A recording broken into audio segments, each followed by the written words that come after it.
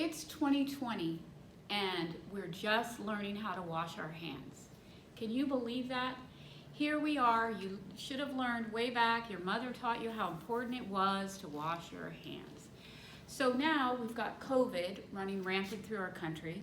We're socially distancing because we've learned that if we keep away from where that infection is, it helps to break that transmission. What else helps to break that transmission? Washing our hands, good hand hygiene. Are we using hand sanitizer or soap and water? Depends on what's available to you.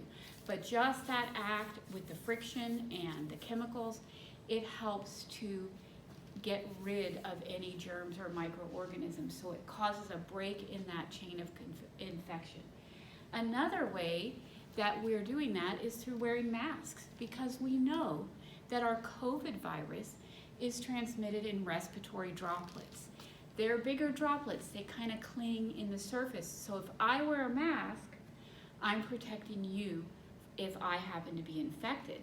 And one of the other parts of the chain of infection is that host, that susceptible host. So we've learned that if you're sick, you want to stay home. If you're at risk, you want to stay home. Because if you avoid the environment where the infection is, you're less likely to get the infection. What we're going to talk about in this chapter, we're going to work through all that. You're going to work through the nursing process and what kind of interventions, and you should know some of these by now because of all the ads on TV about washing your hands and keeping a safe distance, but you're going to work through all of that, and we'll finally work through that with some case studies. Thank you.